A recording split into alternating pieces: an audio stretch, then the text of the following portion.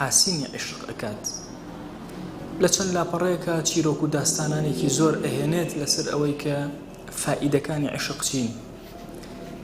طبعا کە ئێمە ئەڵێن فائیدەکانی عشق مەبەستمان عشقی سوەر نییە، ئەو ملاحەزەیە لێک بکەینەوە لە عشقی سوەڕە و ئینسان هەر وێنەیەکی بینی عاشقی بێ و بە دوایە بڕوە چێژ وەرناگرێت نە لە ژیانی نە لە ئاخرەتی.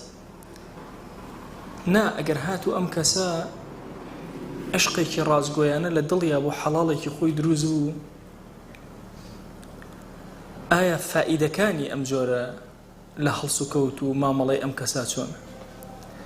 طبعا ئێمە هەمیشە ئەوەندە نوێنەی عشقی خراپ هاتوۆتە زەینمان، هەمیشە هەست دەکەین کە هەرچی خراپەیە لەناو عشقا کۆبووەتەوە.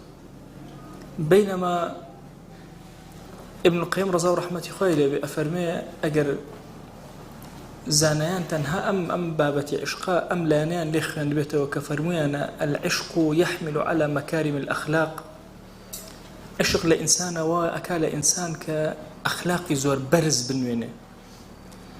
کەسێک کە عاشق بە نیشتیمانیەتی ئەبێ زۆر ڕێز لە نیشتیمانی بگرێ، عاشق بە دایکێتی ئەبێ زۆر ڕێز و حرمەتی دایک و باوکی دابنێ، عاشق بە هاوسەرێکی خۆیەتی ئەبێ ئەو پەڕی مەکاریمی ئەخلاق لە خۆیان جێبەجێکە بۆ ئەو بەرامبەرەی کە خۆشی ئەوێ.